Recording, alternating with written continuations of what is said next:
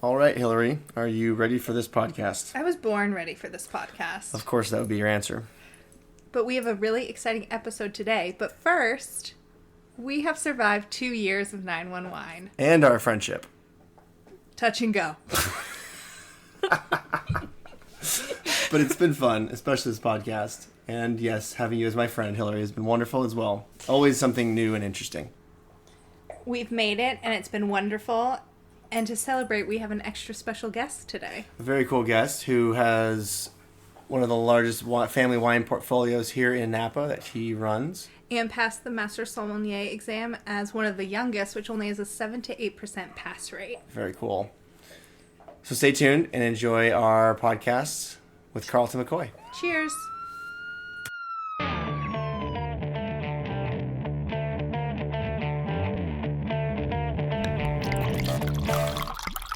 Hello, everybody. Hi, Hillary. Welcome back to another fabulous episode. It's definitely shaping up to be fabulous. Almost as fabulous as you are. Wow. Did that hurt you to give me that nice of a compliment? Trying to. Putting in an effort. That's my one effort for this evening. That's all you get. Okay, I'll take that. That was a pretty good one. So we have a very special guest with us today. We have one of the youngest master sommeliers when you pass the test. Not now. No, I won't. No, I'm washed up and all over. Who is a St. Helena, Napa Valley person that we've kind of met here and here to join us. Do you want to introduce him? Absolutely. Well, a big welcome to Carlton McCoy. He has recently taken on the CEO job, I guess I can say this correctly, of the Lawrence Wine Estates. Depends on the day, what job I'm doing. But a great portfolio of wineries. If we can go through them real quick. Burgess, Stony Hill, and Heitz. Yeah, those are all the historic wineries we were able to acquire, blessed to acquire. It is exciting. I think one of the great things about Mr. Lawrence and his family, everyone I've ever talked to, that he comes up in conversation says what an awesome guy he is, and the whole family. So I think that's pretty cool. Yeah, I mean, it was one of the draws for me was, they were a very nice family and very respectful, and it's they don't necessarily come with the same, I guess, stereotypical cliche personality types that people with that level of wealth come with, if you know that baggage. So that's been made the work a lot easier. Nice. Yeah, I think it's also really cool because in this area, and we talk about this all the time, this Constellation? I was going to say constellation. It's consolidation. Oh, I was like, big which words. Also has to do with constellation, but the consolidation that we see in Napa, and seeing that these wineries, when they were sold, not just go to a big corporation, but stay in a family-owned business is cool. And we try to, the way we operate is we have like a very small group of people who sort of help guide the wineries, but they do run it independently, so they all have separate teams. Nice. And we have just a little office actually down on Adams Street. It's like sort of shared service that helps support them, but they pretty much they report directly to me. I help guide them and make sure that we're on track, but they got the service to sort of help them be successful. But we want them to be continuously run separately, so that we don't have this homogenous feel to them. Right. Yeah. Awesome. Very cool. And he brought some wine today. What are we drinking, Carlton? Yeah, so I love this wine. It was obviously for a number of reasons. Napa Valley is very rooted in Cabernet Sauvignon and other red varietals. So one of the benefits to owning Stony Hill is we get access to this riesling, which are I believe maybe the oldest riesling vines in the U.S. They're from 1949. Nice. I'm still putting out a couple tons an acre. Wow, which is great. Cool. I think it was the first block that they planted out there. It was Riesling, Pinot Blanc. They were all like German Alsatian varietals and a little bit of Chardonnay. So it's great to have this still in Napa. It was obviously very important for us to preserve these, so they're still going strong. And it's a little piece of history, which is great. Cool. Mm-hmm. Speaking of history, we have some history in front of us. We do. We have the January 2022 police log. It's a banger, by the way. And then we have the 2013 January police log in honor of the year you passed your grand test. Oh, so all of these are for... These are more recent. This one is old. Oh, this one like this year? Yeah. The one they had to pull off the microfiche. I see that. Was 2013. Like it was that long ago. It was 13. Yeah. Like someone chiseled that into a stone. What was it like being a Master Somm back then in 2013? Well, frankly, I was far too young to do something like that. So I was sort of like the maturity level I hadn't caught up with the life accomplishments. It's like, you get like, you take a 28-year-old and give him a big achievement like this, and then you're going to get a big promotion. I was running the wine program at Little Nell. It's like $5 million wine cellar. Mm-hmm. Give him like endless amount of wine and pay him pretty well and set him loose in Aspen. It's like, this is a disaster waiting to happen. I was going to say, that sounds like a great life for doing it. So I would say that the 2 years after that, sort of a lot of missing spots of what was going on. I was having a great time. That's incredible. But I woke up when I was 30 and I was like, wow, the last 2 years, I don't know what happened. But no, it's funny. When I passed, I was in Aspen, and Aspen, Little Nell has a long legacy of Master Sommeliers.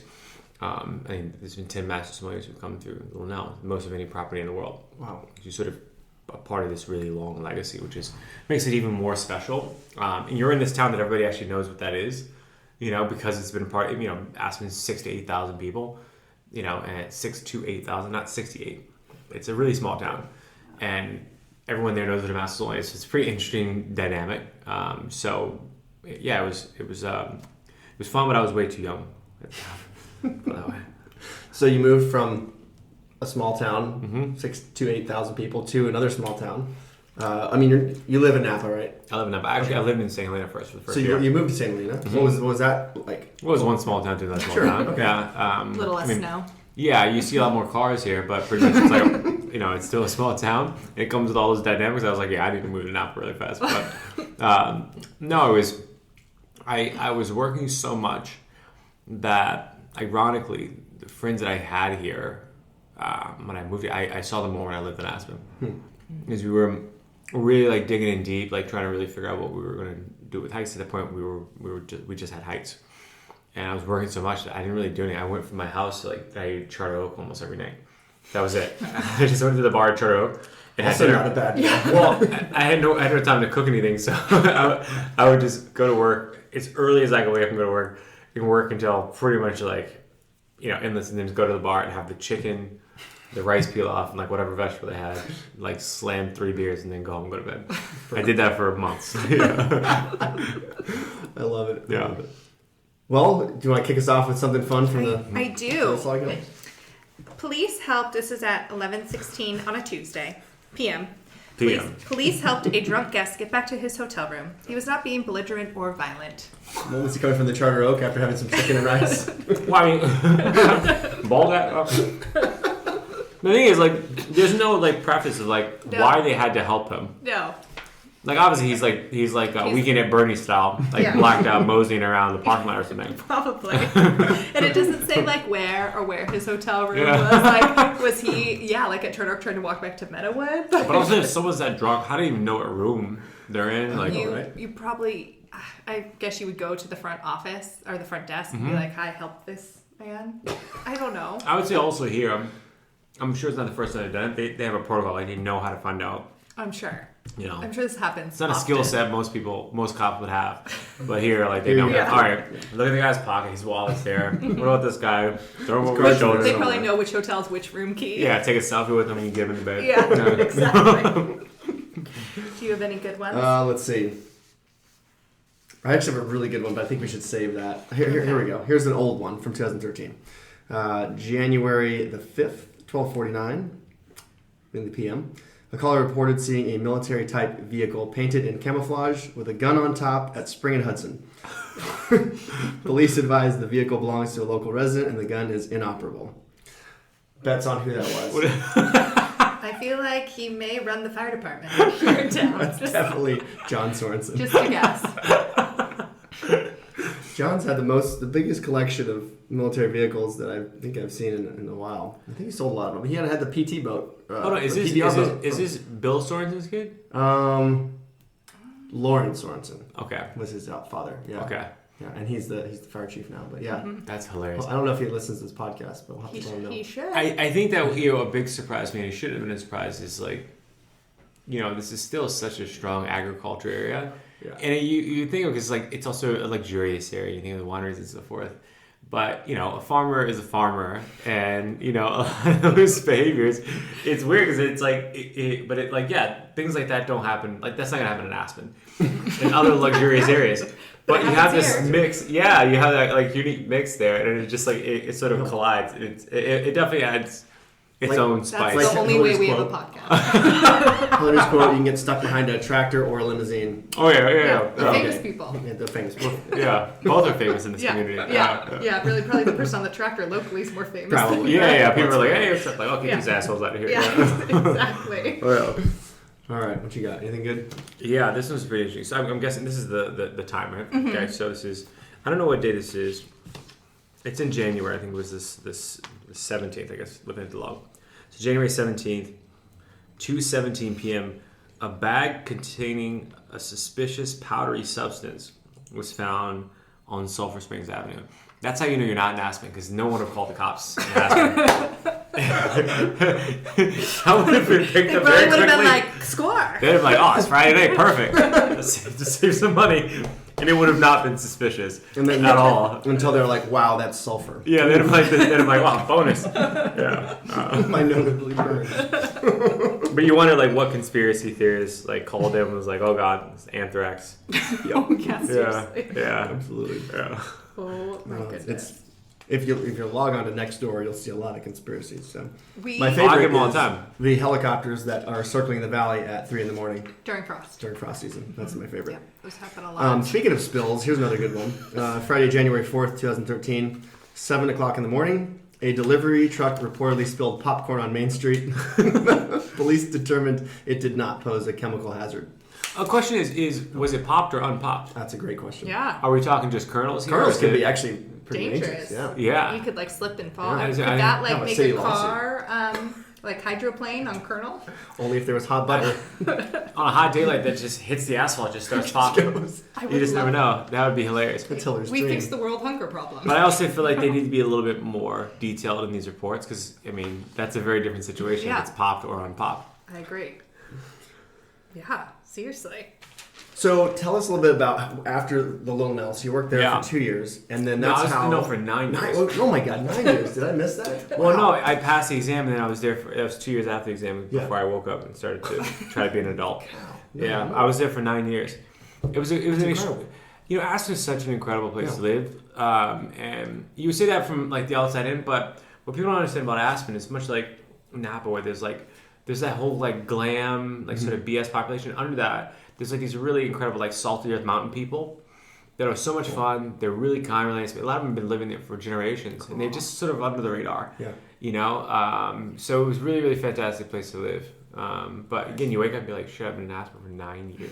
And then the food and wine festivals there all the time. Yeah, that's every year, which is really fun. I mean, it's for a small town, it's one of the busiest places I've ever lived. There's something in Aspen all the time, no matter what the season. Yeah.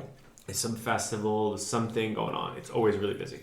Nice. I feel like here has that same concept. It is like you don't even realize you've been here. There's always an event to Like I still tell people, I just moved back. They're like, it's been like 4 years. I'm like, it's relative. You know what I mean. Yeah. So, but by working at Little Nell, that's how you got your current job, right? That's how you met. I met the Lawrences at Little Nell, and we really hit it off. And really, we were in capacity like friends. Cool. And drinking wine together and things like that. And then when the opportunity came up to buy Heitz,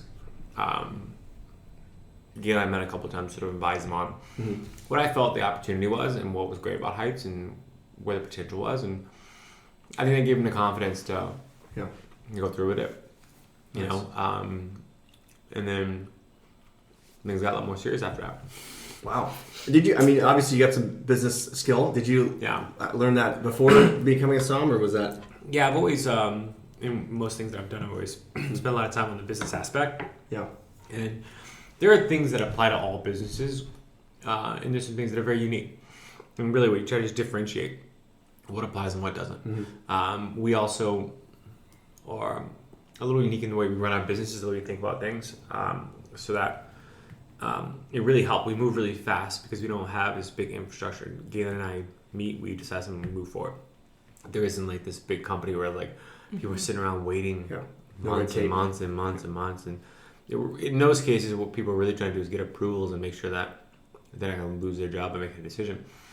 And when you know, the CEO and the owner just directly talking and deciding things, it makes things move real fast. So we were able to decide on a lot of things really, really quickly, and we do it using data. It's not we just like go, yeah, that'd be cool, like, no, and whether that be an acquisition or how we operate something or structure it, and that helped me learn some things quickly, but also for us to work in a way that didn't have to be necessarily an industry standard. And also I was able to hire some people who were just exceptional at what they do, and I learned from them. So nice. Cool. Good call. And you went to the CIA in New York, is that right? Do you feel a lot of things you learned there you've now taken to all these different careers, or was that just more of like a building block and then you've gone from there? Well, being a cook is very difficult, and I've worked in the restaurant industry my whole life, so just the intensity level and the grind and the work ethic I learned very early on. It actually did help me as a sommelier, and then as I progressed as a sommelier, I became wine director and food and beverage director, where I was managing 150 employees and $20-25 million in like revenue, and like I pretty much was only doing the business side of things for years at that point. When I came here, like I was already in that world. If you're a sommelier, typically you don't do much of that. But I was working for a pretty big company, Aspen skiing company. We own all 4 mountains in Aspen. Yeah. All the restaurant areas a lot. So I was already sort of in that world. And this just you say, okay, how do you apply that mindset to what we're doing here to optimize it and to do it at the level we want to do it at. And that was the other thing that was very important for us to do things at a very high level. So it's a slightly different approach. But it was a lot of work for us, very, forefront, because it was like so great. We just bought this historical estate. If we don't like start doing things the right way immediately, then people go, what are they doing? So it was really like trying to like plot the course for the next like 50 years, like what we really wanted Heitz to be. And then obviously the opportunity came when we started to expand and buy more things. So that changed my role quite a bit. Yeah. Well, I mean, just Heitz itself is such a historical place. And, that must have been pretty exciting getting into that. We had I forget what year, 99, Martha's Vineyard with Thomas Rivers Brown on our last podcast. Yeah, the 99 was great. So it was fantastic. Yeah, the 99 Heitz were great. I was 99 Trailside a few weeks ago. I hear your new tasting room is beautiful. Let's hear about it. It turned out great. So it was really important for me that when people came to visit Heitz, the physical space was a personification of how we felt the wines deserved to be perceived. So we invested a lot of time and funds and detail into what we built out. And the goal was not like to just have something that was like big. It was actually meant to be like a little jewel box where every guest was like, doted over. Yeah. And so we like the space limits, which is great. But the experience is much more in line with what you'd have at like the French Laundry or 3-star Michelin restaurant. So everything from the way that the room is laid out to the steps of service and how you're greeted and everything. Cool. And to that point, we hired two previous sommeliers from the French Laundry that run the hospitality. Nice. So they understand that level of hospitality and how to take care of guests and follow up and things like that was very important. So, there's a physical space that's really beautiful, but then also like the level of service and the type of service is pretty unique. Where we're not just pouring wine talking about there's a whole thing, tableside service, everything. Yeah. So it turned out great. Very cool. And I get to do a lot of interesting things, but one of the downsides of my job is the moment we're completing a project, I'm like on to the next project. So I don't get to like be in that space and like enjoy. The whole team's like there working, enjoying it. And like I'm already like, we're renovating Burgess right now. Yeah. We're about to start renovating Stony Hill. We're building another one. It's like. So I get to like conceptualize and build and develop these things, and then someone else has to enjoy it. Yeah. So which one came first? It was Burgess and then Stony Hill, right? Yeah, so Okay. Burgess and Stony Hill a few months later. It was at one point we were sort of in contract for both. Right. Yeah. So fascinating time to purchase Burgess. Within about 2 weeks, it burned down. Yeah, that was a disaster. I mean, if that year couldn't get worse, it's like, man. I was there when it. I mean, I was close to it. I watched it burn down. Yeah, so, we were. Sorry. We were. Or you didn't burn it down. No, we were. We were under contract for a while because it's an old property, so you can imagine like there's a lot of things you got to figure out during diligence to get cleaned up before to make sure you can actually buy it. And it took a while. Then obviously with COVID, there was things that just got really slowed down. And with you're doing due diligence, you need people to come out and do inspections, but no one can leave their home, so you can't go through inspections if no one can leave their house to inspect it. So it just drove out forever. So finally, we closed the deal and we purchased it. We were celebrating. This is fantastic. It's great. And I'm headed to dinner at Bouchon actually with a couple of friends, and I don't really go to Bouchon very often. And I'm there, and our CO calls me, Toby, who also used to be a volunteer fireman, and he called me. He's like, "Carlton, I have some bad news," and I go, "Well, it is 2020. I mean, what's up? I didn't expect it to be good news, It is literally restaurants that just reopened at this point, And he's like, Burgess is completely surrounded in flames. And I said to him, I says, how is that possible? The buildings are surrounded by a vineyard. Yeah. He's like, well, they found that one little strip of tree that it's like, it's like one little strip of tree that goes down. So it pretty much came up through Vader and then it came down. And I was like, well, is there literally anything we can do right now? He's like, nope. I'm like, great. I'm going to get real drunk right now. So I just hung up the phone. I was like, wow, I'm going to order 2 more bottles of water. And you're driving home. And I went home. The next morning, and it was just like, oh yeah, so it's gone. Yeah. Well, it happened. It actually didn't burn down at night. It burned down the next day, and then the house was saved. But in my opinion, the most important part of the entire estate, which is the old stone winery from the 1800s, is all gone. That was like heartbreaking. The other thing was like a warehouse. You can rebuild that. Even if it was a house in the other building, you rebuild those. These are very recent buildings called 70s, 80s. But this was like this big iconic thing. So in the end, we were really happy because the vineyard didn't really see much damage, a little bit, but not much on the down the slope where the fire actually started was very hot.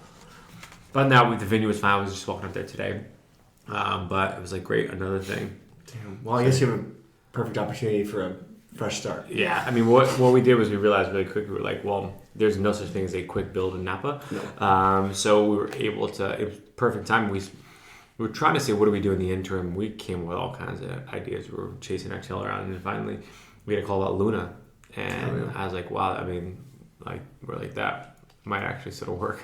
So we bought Luna.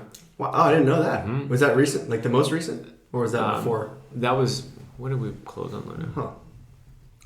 We closed on Luna last year, but late last year, like October, I think. Nice. And I don't remember actually. Months, days, one of those. Just go to work. Doesn't matter. Just look at your calendar. What do I do today? What do I have to do next week? So we bought that, and that is the new home for Burgess. That's being renovated as we speak. Got it. So cool. That we make all the wine there and everything. Yeah, we worked with Amy Morris. She's a designer. I knew her. She's out of New York. She's gotten like James Beard Awards for her design. She's really incredible. So her and Eric Blazin, landscape architect. He's fantastic. He specializes in drought resistant native plant material, and his stuff's beautiful.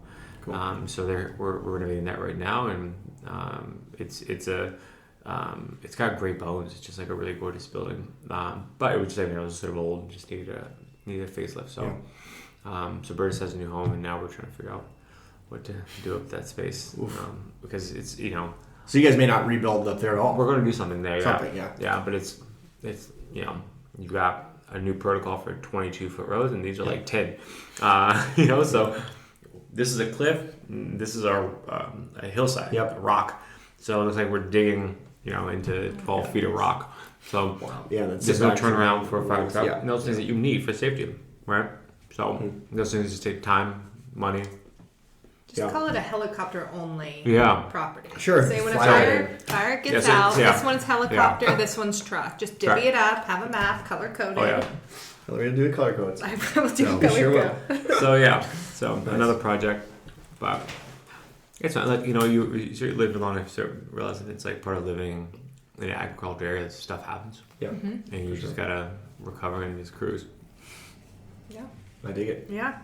Well, on Sunday at 8:47, talking about the excitement in the valley, report of goats in a roadway near England. The call was transferred to the sheriff's office. That makes so much sense in England. That makes so much sense. That's it. Just Oh, like yeah. the goats were out. Goats are nuts. We have a lot of animals for farming. That's a new thing for me. I'm a city cat, born and raised in Washington, D.C. And I didn't really spend much of my life around animals ever. Like farm animals, like dogs. I'm talking about farm animals. And goats are nuts. Yeah. They're like crazy little dogs. They're crazy. The little eyes are and they're creepy so out. mischievous. And they're just like wombats. They're strong. They just climb up and they're just like they're so resourceful. Mm-hmm. And they're just like nuts. And you look at sometimes I watch these animals walk around like chickens they don't really do a lot. They just walk around and they're weird. Cows they just sort of cruise and there fine. Sheep they're actually pretty goofy, but you look, goats are nuts. Like they just do things. It's like having like a 2-year-old. I don't know if you've been around a 2-year-old. They just are destructive just because. They just go and just like knock stuff over. So I was at Heitz, and we have animals on a number of ranches, and I'm walking outside, I'm looking at this goat, and I'm like, what is he doing? I look closer. We have this old horse barn. It's been at Heitz. I mean, you look at pictures from the 1800s. I'm sure it's been rebuilt, but there's been a barn there forever. And this one's, I think, was rebuilt in the 60s. And we got it trued up. It's a really nice barn. This goat is taking his horn and just ripping the wood or panning off the top of the side of the barn. But why? Right? You're like, just because. Like, they're just bored. And they're just like so destructive. They're like nuts. So you guys have never done goat yoga? That's what you're telling me. No. I think they're. It's to me, it's like really never to watch their behavior. I'm guessing some people who live around here are like, what's so interesting? It's like, well, you haven't been around it. Like you go watch like just 6 cows and like how they react to each other, what they do and stuff like that. It's pretty interesting. It's like a whole psychology. It really is to watch them go. So speaking of animals, this is the crown jewel. The crown jewel of the 2013 police log on January 15th. At 7:12 a.m., Public Works called out to remove a dead 30-pound raccoon from roadway on Silver Trail. Did they weigh the raccoon? How did they know 30 pounds. 30 pounds. That is like was that maybe a pet that got out? Like I don't know. That's like a 4-year-old. Yeah. That's a kindergartner. Yeah. 30 pounds? Massive. But you'd think at that way it's so fat it couldn't cross the street. Yeah, that's fast why he's enough. dead. That's why he got 30 hit. Yeah, 30 pounds. That's insane. I mean, what did Public Works? I feel like there's special disposal for an animal of that size. Like, did they what is this thing pre-feed it? eating? Yeah, exactly. 30 pounds? Life is good.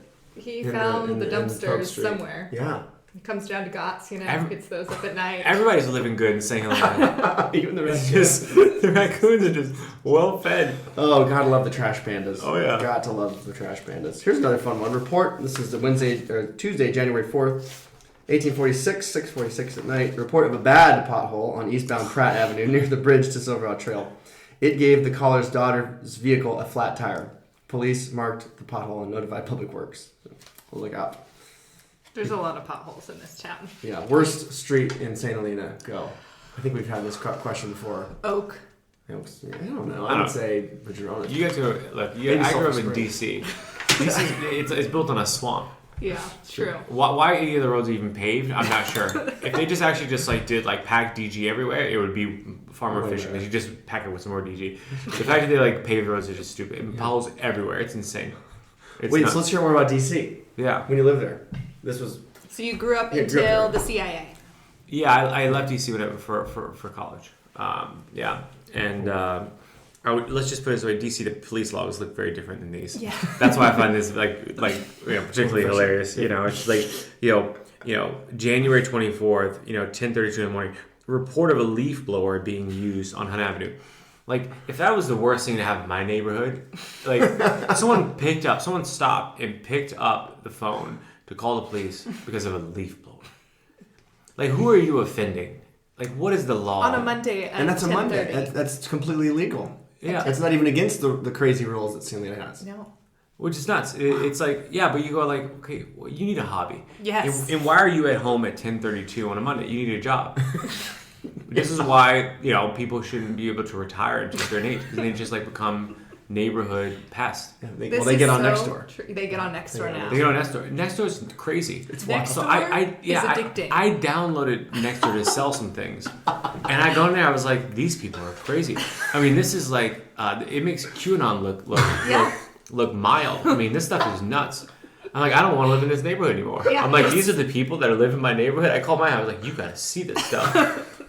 I mean, this is crazy. The conspiracy theories are nuts. And then the comments just explode. And Oh, yeah. there'll be like 60 comments, and all of a sudden the post is gone. And I'm like, It's bizarre. Yeah. it is. I get like weekly emails of top Nextdoor posts. And I will sit there, like, if I'm in between patients, like, reading down this thread. So I take it there's not an Oakville next door for Maya, unfortunately.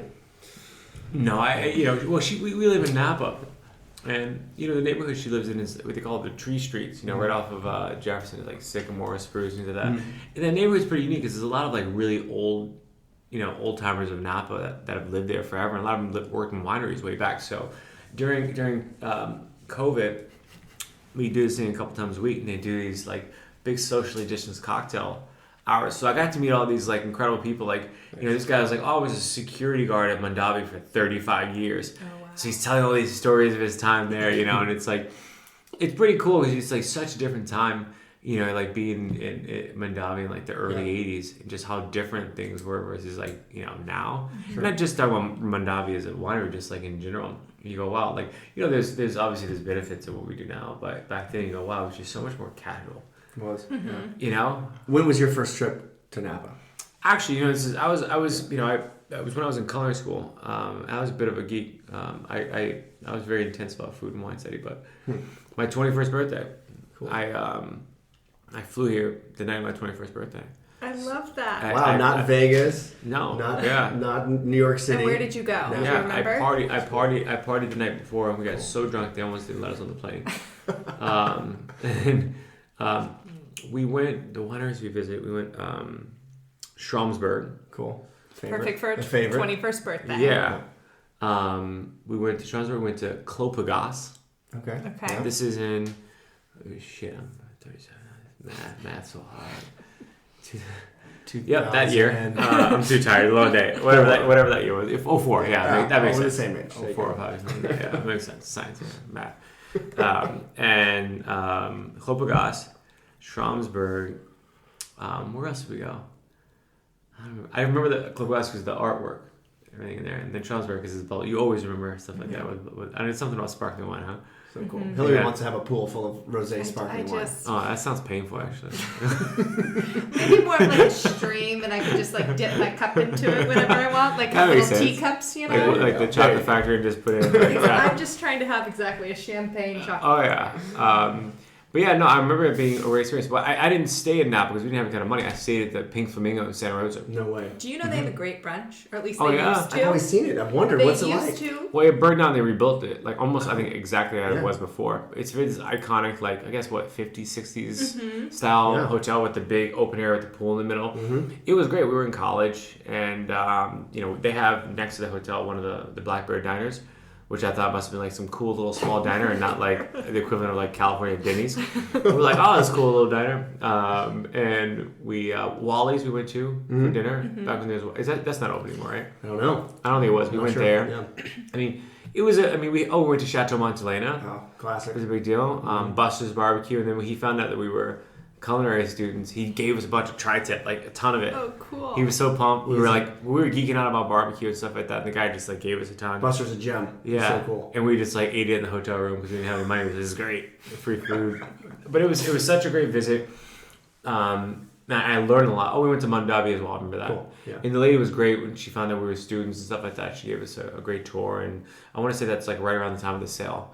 If I'm not mistaken. And but the tour was great. I mean, we didn't know anything. It was just a cool experience. And it was a fantastic experience actually. Nice. Yeah. That's a great welcome to Napa Valley. Yeah. Perfect way to do it. And you hit all the right spots. You clearly knew what you were doing. You planned it out. And, yeah. Or you didn't. You just showed always it worked. recommend Chateau Montelena for people that come here for the first time because it's one, it has the Hollywood glam to it, but then it also has like the Napa history. Yeah, Like, and they're go get both. They're celebrating their 50th anniversary. Yeah, Next. And you're gonna That's get awesome. yummy wine. The beer's still on it, right? Yeah, That's great. that's a fantastic story about how they kept it. Mm-hmm.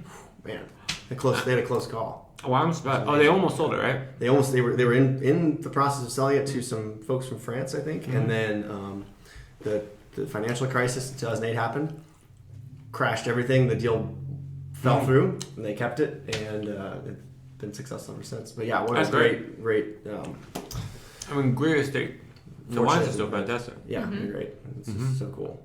That's absolute Napa Valley history. I want to hear about your touch of Hollywood, your new show. Oh yeah. Well, I wouldn't call it Hollywood. I mean, it's interesting because I guess my would probably second this. I'm a bit of an odd bird, and I just think I never got really too excited about it. She's like, well, it started. So 5 years ago, one of the reasons it was really important for me to do is 5 years ago is when the conversation started actually, and is when Tony was still alive, Bourdais. And Tony couldn't give two shit about wine. He really didn't. He's definitely a chef. He just wanted a cold beer and he'd drink once a night. He didn't care about it. But he recognized that it was becoming really important in America. And he said to the Brewers time, we should try to develop a wine show because he was a partner in the production company. And the development team really started looking at, okay, who we're going to do, what kind of person, what kind of show. And they called me, they cold called me. Wow. And they were like, hey, we're thinking about developing this show. And I was like out for a run. I was training for the New York Marathon. I was like, hey, can I call you back in like 2 hours? And they're like no one does that. They're like, I was like, I'm in the middle of a run. It's a training run. I'm very focused right now. So I called him back. And we talked for a while. And we went down the path. And also, it wasn't really me. I just felt like, wine is something that is very difficult to capture on camera. It's something that has to be experienced. I think it's what makes it really special. And there's another thing, which is like most white wine look pretty much the same in the glass, and most red wine, it's how do you translate, and they're so different. So we went down an angle really focusing on the people in the history of the places, which is, I think probably even more important than the wine often. And we started pitching it, but it was a cool experience. This is like 5 years ago. We went to Netflix with all the executives and that, and everyone loved the concept. But then ultimately came down to was, it is so hard to film wine and express what you experience. And I in hindsight, I was like, wow, that's what makes what we do here in Napa when people come here so special and so unique. Is that you can, we all pay a lot of money for wine videos, and we try to encapsulate as much as you can, but you never can. No matter what you do, no matter what kind of cool music you put over it and whatever drone footage you get, it just can't ever do it. It just can't. The slow swirl. You just can't. So experiential. It is. Yeah. So we sort of put the thing on ice, and then about 3 years ago, they got a call that someone had sort of picked it back up, and what they do is they do like a character reel about you when they pitch it. And this guy's really intrigued by you, and like you want to meet, So we started going on this path, and then frankly, they came back and said, look, if you were to do a show, what would you do? And they gave me like the opportunity to like pretty much curate an entire concept of a show. Wow. Which never happens. That's awesome. And it was so cool. I didn't recognize that was unique, because what do I know, right? Like at this point, I'm running a hotel in Aspen. What do I know about television? So one night I had like one too many. I went home and typed this entire thesis about how like every culture in the world is like a culmination of like these certain pillars of culture that are pretty much the same everywhere. It's like food, some sort of beverage, music, art, religion, sports, politics. Like you sort of like all these things that like make up culture. And if you would go to a place and try to check as many boxes, you would get probably the most accurate expression of that place like in that time. And the guy was like, who wrote this? I was like, I wrote it. He's like, this is about the most methodical, like well thought out thing. I was like, well, that's what a couple balls want to do. And they loved it, and they went through it, and they greenlit it, and we started filming. So, but it took a while because of COVID. So I filmed last year, in sort of the tail end of when COVID was really, really bad and things started to open up. So we started filming, actually the 4th of July, and sort of on and off. So I'd go and I'd film for like 4 or 5 days somewhere, and then I'd come back and work for a few weeks, and then go back for another 4 days, and we'd go to different destinations around the world. That's cool. It seems so Anthony Bourdain-esque. Yeah, well, right? Same production company. Okay. But with the wine spin. But actually, it's a very little wine. But if you look at it, It's what I thought was really special about the way we film is like that type of show is it only works pretty well if you don't try to emulate someone else. So there's been so many shows and people try to like emulate Anthony Bourdain, but it doesn't work because the whole show's tone is built around his personality.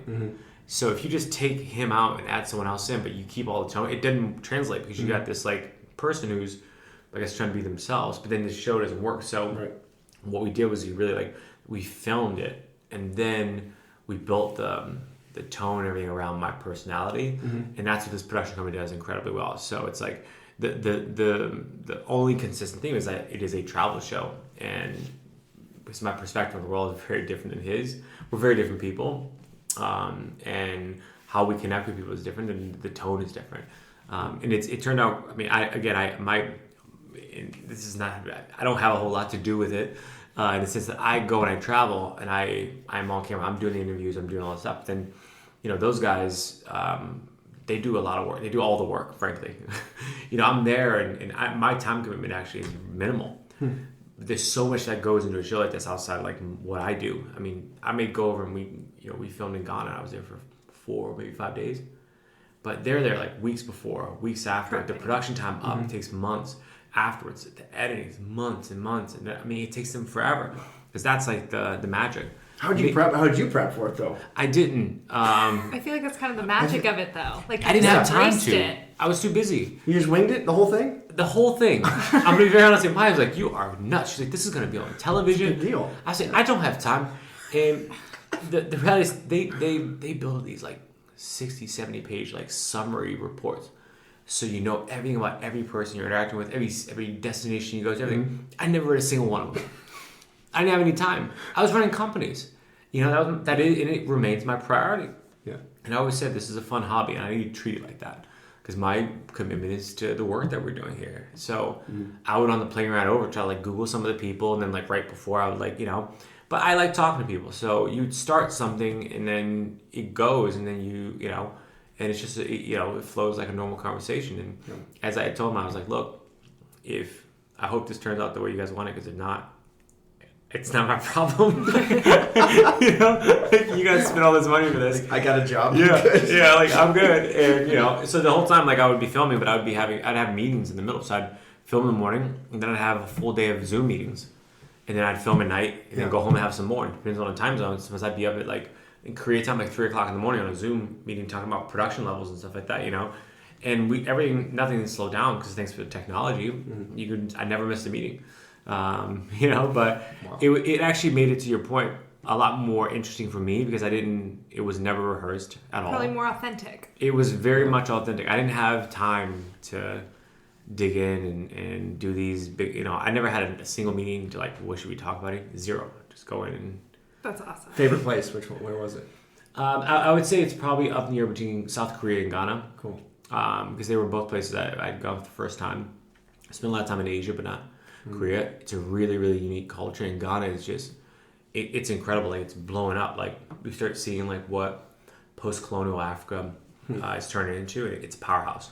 You got the Africa in 20 years would be the largest population of humans in the world under the age of 30. Oh, wow. It's and the level of investment they're getting from China is insane. Like they have, because of the colonial past, they're pretty much turning down all European and American funding. They don't want it. Yeah, because there's enough. And China's got a great opportunity to roll in and put a lot of money in. And because their approach is a little different. They don't try to impose their culture on them. They just want the monetary investment. Yeah. They want economics. And they control them. They're very, They want to buy ports, and they want to buy. That's it. They own ports and correct, and they invest, but they don't impose they don't need you to speak their language or, there's a completely different. So in Africa is fine with that. They're like, look, we want investment, but we've already tried this other kind of investment, and let's just say that doesn't go so well for us. Yeah. So it was really interesting to be there now because this whole young, tech community is growing, and with it's really interesting when you look at companies that are like pushing like remote work, when everyone's so surprised how these big companies are like, yeah, okay, we'll go for remote work. So what's happening is they're all those jobs, a lot of them they're cutting people and they're sending them over because in their mind they were saying, well, great, if you can work remote from 50 miles away, you can work remote from 3,000 miles away, 5,000 miles away. What does it matter? Mm-hmm. It actually gave companies license to outsource even more of those jobs. And it's crazy. Like we talked about like how many employment opportunities they have now in the tech world, accounting, finance, like a lot of like desk jobs. Wow, a third of the price, and these guys work ruthlessly. It's crazy, and it's just those are the things you learn when you, you know, it was like, and this guy's like he does like tech development, and I did an interview with him. He's like, oh yeah, he's like business is booming. I'm like, how? He's like, all these jobs from all these countries where people are working like remotely. He's like, we're remote work for whatever your company is in California now. Wow, that's wild. Yeah, talk about a change in economies, right? Oh yeah, and labor. Wow. So it's called Nomad. Yeah, it's called Nomad. When can we see it? Yeah, when does it come out? So how can we see it? Yeah, it premieres on CNN May 1st. So it'll be at 10 p.m. Eastern time. Okay. So cool. And I'm going right behind Tucci. So it's me and Tucci. So I was seeing it last week. Stopped by the office and I was in New York for this Galoni event, and which was a fantastic event, Napa in the city. And I had just a quick meeting with them, and we were making fun of how like CNN's really doubled down on the bald guy with glasses and beard look. So it's like Stanley Tucci and then me, like back to back. They're like, oh man, we see like a cooking show in our near future. Like, you need a dessert. Yeah. So how funny would that be, right? But the funny thing, they're like, you guys can be more polar opposite human beings, but you guys look the same. You know, it's like we're like doing an episode with just both you guys in the same. You know? So awesome. Yeah. So it's you guys need to do collaboration. Correct. Yeah. So you're Tucci at 9 Eastern time, and I'm at 10 Eastern time. Perfect. Yeah. And then Ina to follow you up. Yeah. Right. No, but you look at it. It's like I've seen both the shows. Actually, for the first time I saw an episode of my show, which I didn't want to do because I hate the idea of it, frankly. I never listen to these podcasts. Which is the level is. You've experienced it as well, but but it's also it's like cringe worthy, you know, like I just didn't want to do it, you know, and also the idea of like sitting in your house, like sitting there with Maya, like watching on television. Maya would just be like, I don't want to look at you on television. Like, you know how she is. She's like, why would I want to watch you on television? You know, like I didn't want to do it. I finally watched it, and I was like, that's pretty cool, you know. But Tucci show is complete. He is like.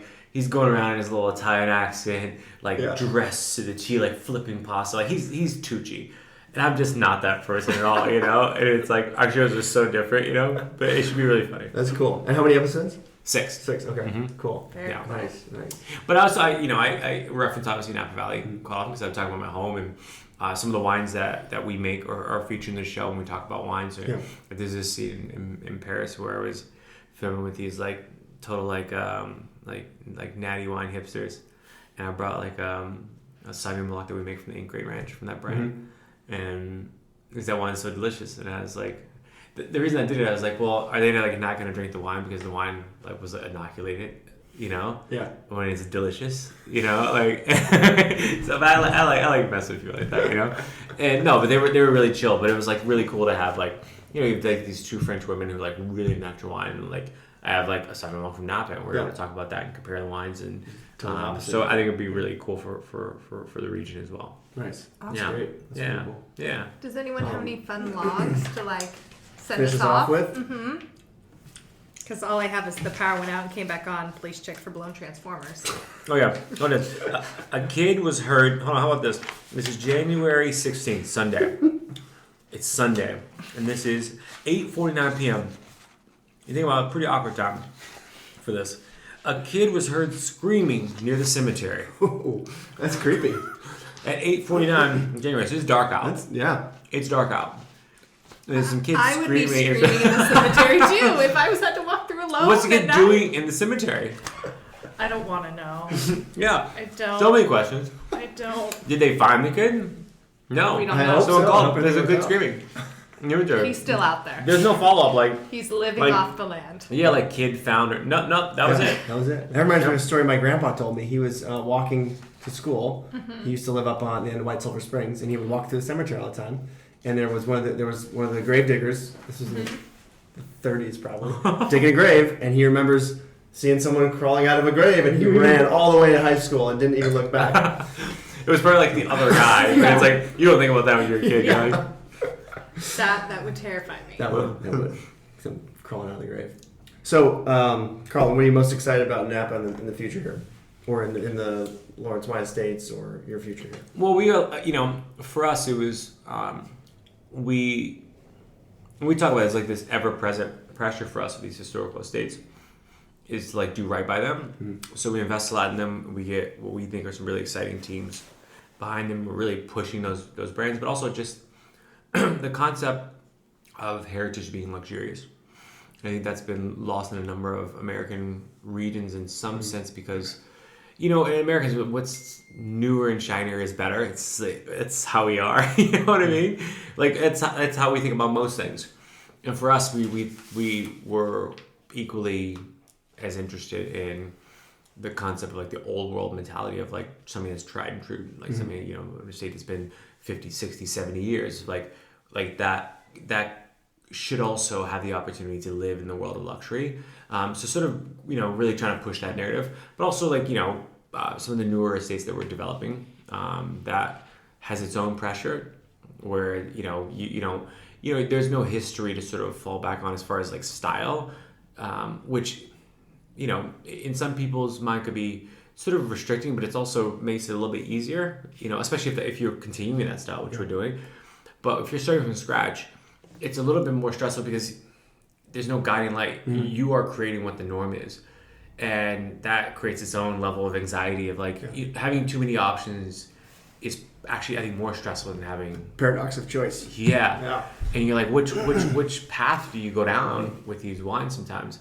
And it's I think it's far more stressful actually. Because in your heart you go, okay, well our goal with these historical estates is put them on a pedestal, invest in them, make great wines.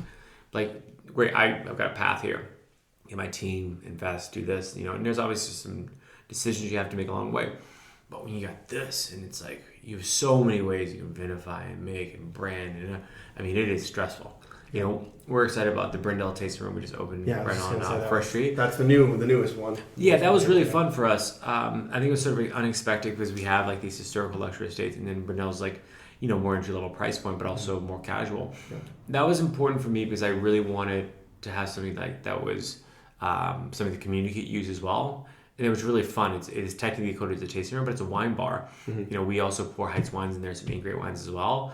And soon we're going to have later hours, so Friday and Saturday night, where people can just come. Cool. And because of Napa being a little bit more less restrictive, I guess you can say, like you can come and you can have a glass or a flight. Because there's obviously an educational aspect because we do club and things like that as well. You have bottle, we'll have snacks, things like that, and create a place where people can just go and have fun. That was really important for us.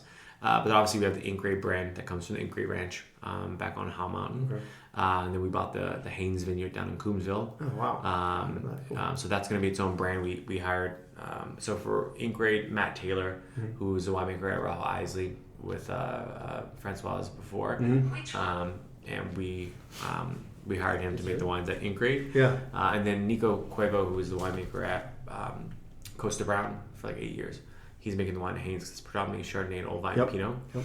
And then we have another project in Rutherford that we're doing with him and I can't say who the partner is yet, but where in Rutherford? Can you say where it is in Rutherford? It will be around the ranch that we own that Heitz calls it Trailside. Oh, the Trailside, yeah. But we bought the adjoining 51 acres that were the Wildwood Ranch, and we looked at the history there, and it's just like most places now, but they have these like crazy histories of these families that have owned this stuff over time. But we also found it was the 105 acres of that vineyard. Now we have 140 acres. Was owned by Michael Robbins of Spring Mountain. So that was the core of Spring Mountain wine for a long time. Sure. And we were talking to John Williams from Frog's Leap, and he gave some insight on some of the stuff they used to do, which was really great. So that project will be from that vineyard, which I love Rutherford. Cool. Like I really do love Rutherford fruit. You have to say that if you're on this podcast. Oh yeah, I know, but I really do. Like I love the fruit and the profile of Rutherford. To me, it just tastes like it's like history, like Napa, that style and those tannin structure. Those are the oldest wineries in the land there. Yeah, for sure. So we've got a lot to be excited about. But for me, I think personally, I'm just excited about sort of settling in, like in just now that COVID's over, like being able to do more stuff in the community, and events are back on, and like people are connecting, and it's like it feels like Napa again. Yeah. That to me is like most exciting. Yeah, we would have never got to meet. I know, right? Well, I lived here for like 2 years, like before anyone knew I even lived here, because I was like, the first 6 months I was just in the office the whole time, and then COVID hit, so then I'm in the house. Stuck. Yeah. Like, you live here? I'm like, yeah, I've lived here for 2.5 years. Like, ish. But, you know. You were just at Charter Oak. Yeah, I was a Charter Oak chicken. Charter Oak. Yep. Yeah. Well, we're going to scrape together some of that popcorn from Main Street and watch Nomad. And thanks for coming. We appreciate you being Thanks here. for having me. And I'm glad you're around Napa now. I gotta go pick up the corgis. Yeah. The corgis are waiting. Cheers. Cheers, man. Carlton. Cheers. Well, that was wonderful. Thoroughly enjoyed that, especially the philosophical, in-depth conversation we had in the middle. About the cultures. Yes, what makes a culture? I feel like if every philosophy class I'd ever taken was like that, I would have enjoyed it much more. Maybe we need to have like a philosophical section to each Now and Wine, in between the police and the wine. Just inspire inspire the guests. I thought we already were inspirational, but you're right. You are very inspirational We need to to many bring people. our A game. It's been brought. All right, well, stay tuned till next week for another fabulous episode. Thanks, Hill.